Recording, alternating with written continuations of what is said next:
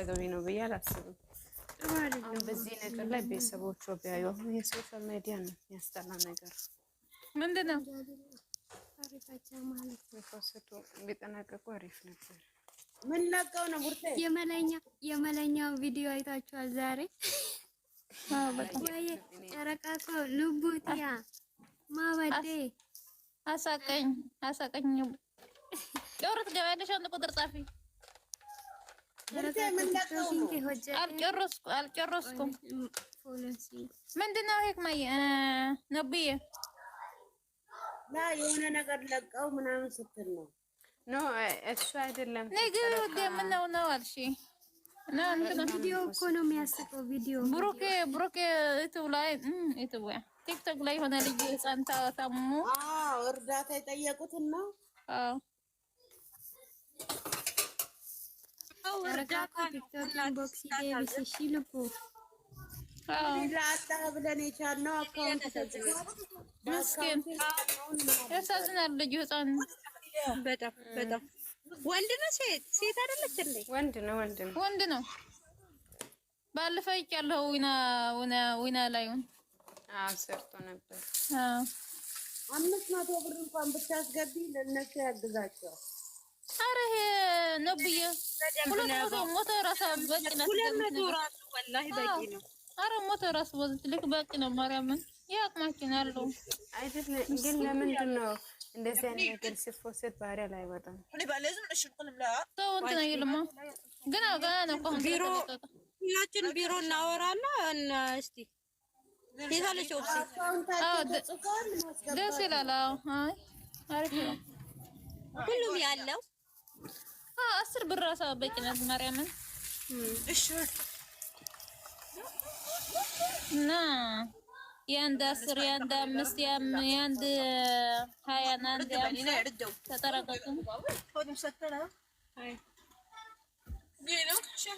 ተፈጣሪ ታገኘዋለች። ታዳጊ ልጅ ነው ደግሞ በጣም ወላሂ ገና ወጣት ነው። ያሳዝናል። አካውንታችሁ ስለተጻፈ ቀላል ነው።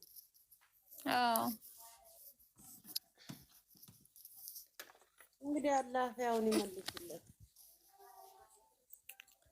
በጣም ማርያምን ሪፖርት የሚመጣው ስሙን ራሱ ማንሳት ነው የምፈራው። ብታይ ይሄንን እፈራዋለሁ። ምንድነው ግን እኔ በደንብ እንትን አላልኩትም። ኮላሊት ነው። እኔ ሲያስጠላ ፊል ነው አረገው ኮላሊት አይደል? ነው። እስማ ፈጣሪ ጠብቀን። በጣም ያስጠላል። ባለፈው ያቺ እንትና እናታችን እኮ እንደዚህ ነበረች። ማናት ሞተች። ኮላሊት ብሩክ የለቋት የነበረው በኮላሊት ነው እንደዛ።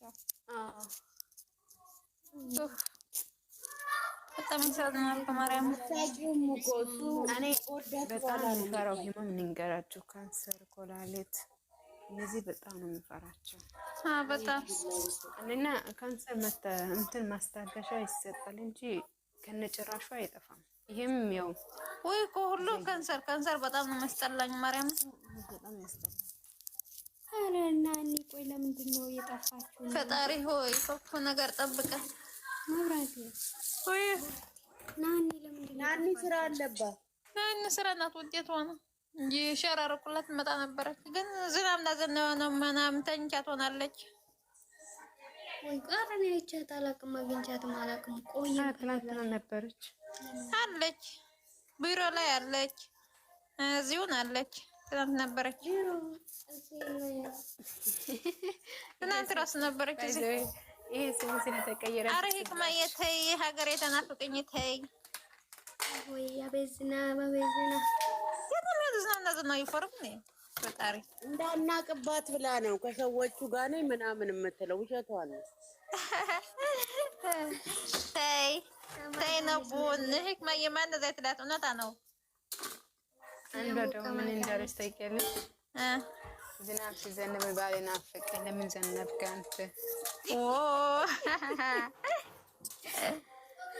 ኬት ማቁረጥ ነው የምር ባሌ ናፈቀኝ። ኢትዮጵያ ካለማ ትኬት ቆርጠን መሄድ ነው። ኢትዮጵያ አስቀምጠን እንዛለን። በብርድ ብቻ ባሌ ከናፈቀ ራሱ እኮ መጥፎ ነገር ነው። አንቺ አንድ መግለጫ ልስጣችሁ። ለመቁረጥ የምትፈልጉ ሰዎች ይህም በውስጥ አወራሽ ዛሬ ቆርጬ ነገ እንደ ነገ ምናምን የምትሄዱበት። አረ የትም ቦታ እንደሱ አለ አይደለ? እንደ ምን ሆነሽ ነው? አረ ነብዬ ይሄ እኮ አለበር ነው። ቁረጥ ለያዘር ይሰንጣ ቤተሰቦች አይቼ እንምጣ እንጂ ባሉ እንኳን የለኝም። ለአንድ ትኬት ስትቆርጪ ዛሬ ቆርጠሽ ነገ ይገኛል። እሱማ ይገኛል። እውነትሽ ነው እኮ ይገኛል። የት ነገር ዛሬ ራሱ እኮ አለ እኮ ዛሬ ቆርጠሽ ታገኛለሽ። በቃ ግን እንትን ነው ይለያል። ብሩ ይለያል። ብሩ ይለያል። የጥያራው እንትን ይለያል። አሁን እንደዛ ሆነ ብሩ ውድ ነው። የኢትዮጵያ ብሩ አይደለም። ብሩ ውድ ይሆናል። የሳውዲ ይረክሳል። የኢትዮጵያ ያስጨነቀሽ ደርሰሽ ነይ እንዴ? እኔ ነኝ የምቆርጥልሽ። እኔ ነኝ ትኬቱ። እኔ ነኝ ሁሉ ነገር አሃ አንቺ ልትቆርጭልን ነው በነፃ? አልዬ ቁረጥልኝ በቃ። እንደዛ ከሆነ እኔን ጨምሪ። እሷ ብቻ እንዴት አይ ደርሶ ማመለስ ፈልጋለሁ ነው። በቃ ግን በውስጥ አውሩኛ እንዴ? በውስጥ ቁረጭ እንጂ በውስጥ ቁረጥ ነው ችግር የለም። እንደዚህ ያለ ነገር ነው የሚያስፈልገን ለኛ። ችግሩ ደግሞ ኢትዮጵያ ከገባች በኋላ እኮ ያለው ወንድ ብቻ ነው፣ ሴት የለውም። እሱ ነው አንቺ መቁረጥ ደግሞ መውራት ቃልዬ ቡርቴ እንዴት ነው ወንድ ብቻ ያለው? ሴቶች አንደኛ ነኝ አንደኛ። እግዚአብሔርን ሴት የለም፣ ወጣት ሴት የለም። እንዳለ ጎራዳ የሆነ ወንድ ብቻ ነው። ወይኔ አርባ ሀገር ጨረሰው ሴቶች የለምስ የወለዱ እናቶች ሀገር ይጠብቁ ይቀመጡ ታያቸው። የምር የወለዱ እናቶችና የሆነ በቃ ትልቅ ሰው ናቸው ያሉት። ወጣት ማለት ነው። ኢትዮጵያ ሰው አለ እንዴ? ግን ወንዶቹ ሀገር ሊጠብቁ ነው ታያቸው። እኛን እንስራ። እኔ ሲገባ ማለት ነው እንደ ድሮ ይሄ እጅ ተይዘን ሽርሽር ምናምን ለመሄድ ብዬ አንድ ቤት ሲሄድ እሷም የለችም ይላሉ። እዛ ቤት እሷም የለች። አይ ታዲያ እኔ ለብቻ ለሚመጣው ብዬ በ15 ቀን ተመለስኩት። ያስጠላል እኮ ኢትዮጵያ ላይ ሰው የቀረ አይመስላችሁም? አንዳንዴ ወጣ ብላችሁ ስታዩ ያስጠላል ነው የሚጫወት የሚያወራ ሲሆን ያለ አይደለም እንደ በፊት የሆነ ሴቶቹ ጋር ማሞነሽ ነው። ተቀፉ አለ ማለት አመችሽ ብቻሽ ደግሞ ምንም አረነት የሆነ ሰው የለም። ኑሮ ተወዷል። እንዴት ይቀመጣል? ሰው ሁሉ ከስደት ነው ማለት ነው። ዱባይማ ኢትዮጵያ ነው የምትመስለው። የኢትዮጵያ ዘውዳቱ እድሜ ለዱባይ። ኧረ የሳውዲ አረቢያ ቢታይ ከዱባይ ይበልጣል እናቴ። እድሜ ለዱባይ። ኢትዮጵያ አስታደችው እኮ የምር። እኔ እዚህ ጀምር እኔ ኢትዮጵያ የታውኩት መቼ ነው? 2009 ነው እኔ የወጣሁት። ግን እስከም ድረስ አለሁት። የከፋ ነው። ዝም በያንድ ቀን ይወጣልናል እንገባለን። ገባም ተመልሼ ነው የምመጣው። እኔ አልወድም እኮ ችግሩ አልወደውም። እሄዳለሁ ብለሽ ተወስኝና አንድ ወሩ አልቆ ሁለተኛ ወር ሲጀምር የሆነ የሚያንቀጨቀጭ ነገር አለው። የምራ ድብርት ስሜት ይለቃል። ማለት ነው። እኔ ራሴ ስንት እንደዚህ ቀርቻለሁ።